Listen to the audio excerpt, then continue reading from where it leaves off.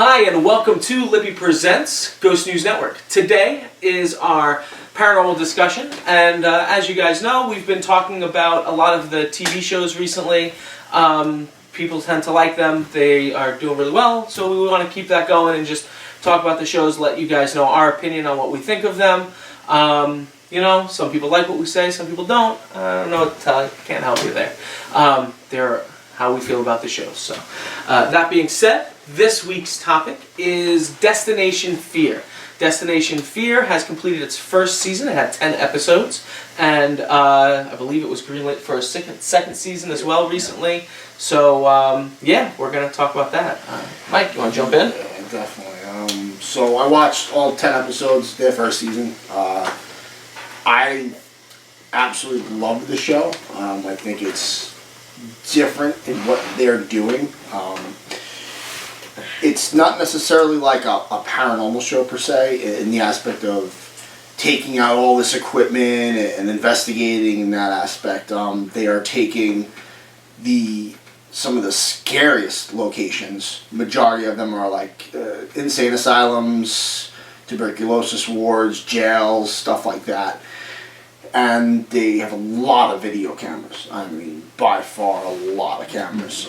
They have audio devices, some minor equipment like a REM pod here and there. They have this music box thing that's attached to like a motion sensor that gets activated. But I feel like they're more urban explorers that are into the paranormal, but their whole goal is to try to, see how fear plays on each individual. And I just love the concept. I love the fact that they go into these places. It's only a group of 4 of them. It's a small team. And they usually go in and they'll split up, usually in the teams of 2. They walk the whole facility and they pretty much write down the 4 worst possible locations in the building. And then they pick out of a hat, and that's where you're sleeping by yourself for the night. And each team member, when they're by themselves sleeping, they have 2 cameras on them, 2 different angles, and usually they'll have like a recording device, an audio recorder, and like a REM pod set up or something like that set up. And I don't know. I give these guys a lot of credit. They've been on. I'm sure they've been on more than 10 investigations, right. But for the show, the season was 10 locations. I've been on over 650 investigations, and let me tell you something. The 10 investigations that they've done, they definitely have more experience with dealing with the fear aspect of it than I do in 650 investigations. Right.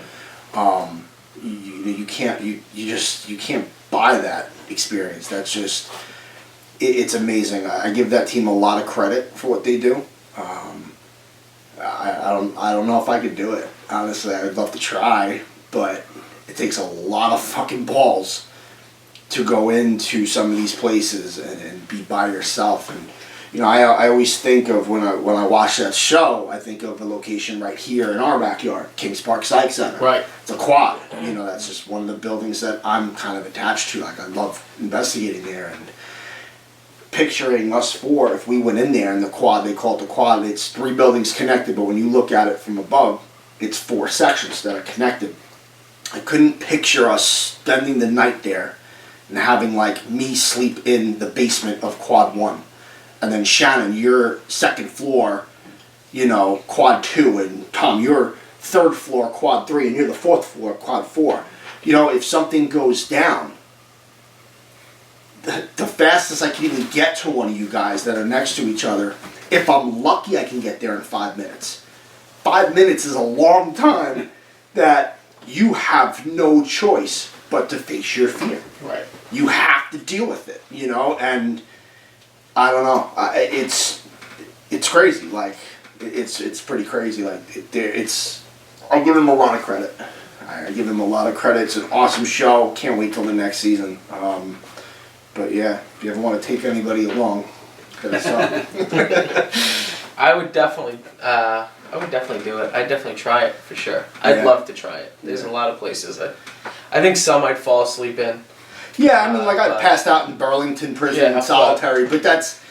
Let me tell you something. Not that active. Burlington Prison You could drop me off there right now tonight. I'll walk in there by myself. I'll stay in that prison by myself for the entire night.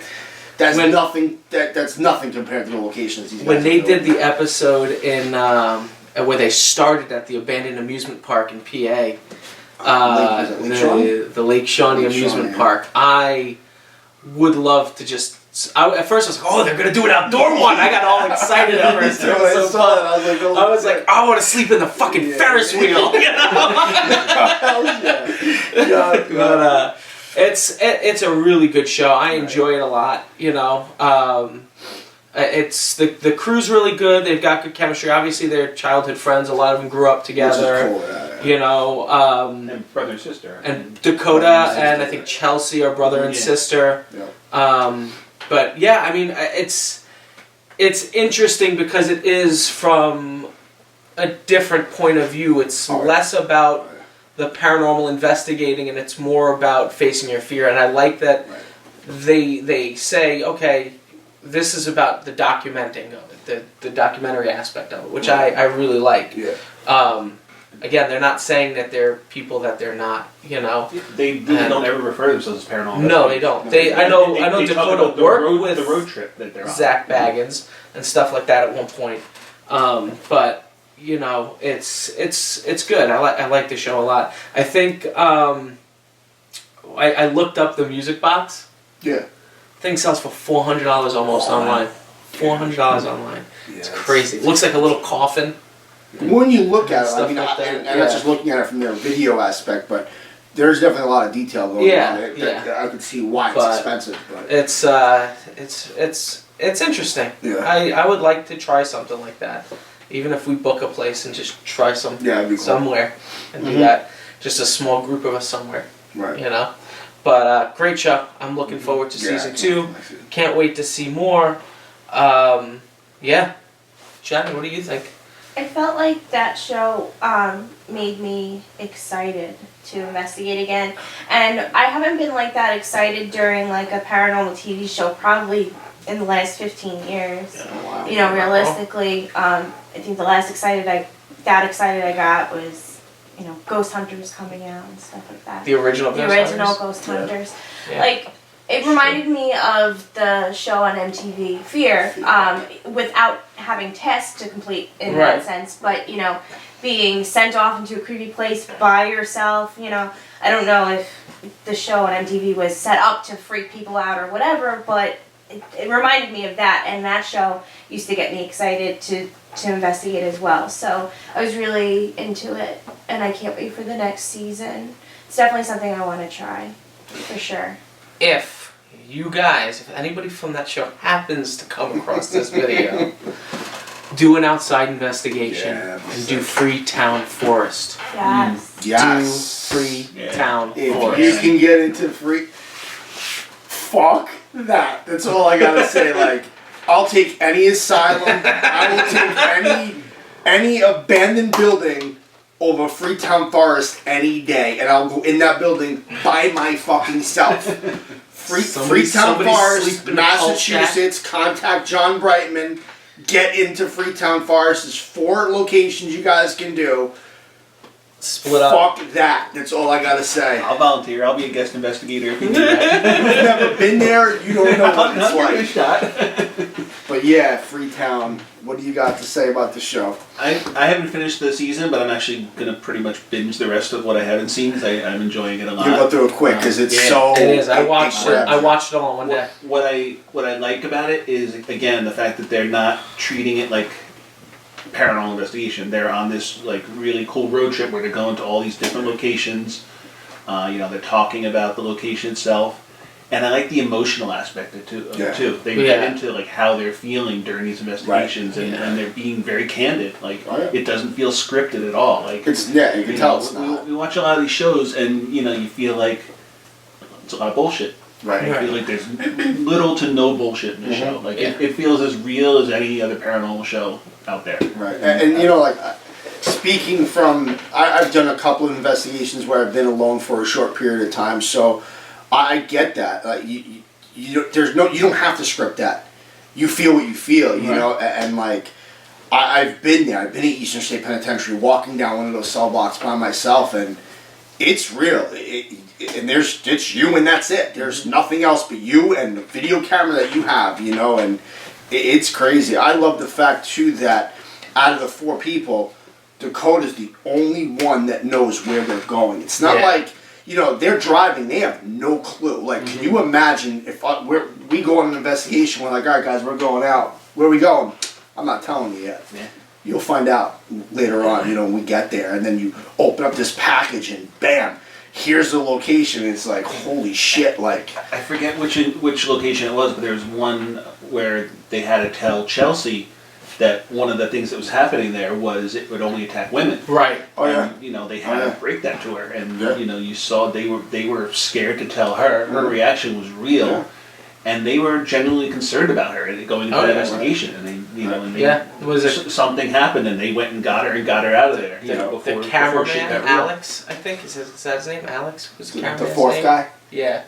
He's the one I can never remember his name. I'm not sure. He's the silent partner, but he's always like on it. Like when it comes to like shit going down, he's like, "I'm coming," whoever it is. You know, it builds that team, that bond. It does. You know, like you have to have each other's back because you're in a situation where, I mean, one of those episodes there was, I forgot where it was, the location, but there was this screeching sound.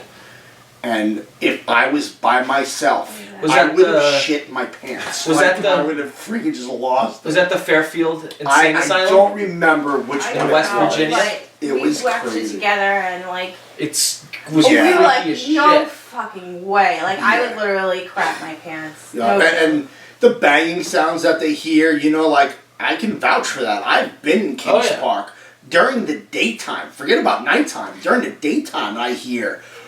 boom! You know, like, out of nowhere. No one else is in that building, because if there was, you'd hear them walking around, like, the sounds you're making when you're walking around, you know, and, and the places they're going into, they're wearing fucking masks. Yeah. They're wearing breathing masks. They're sleeping with those.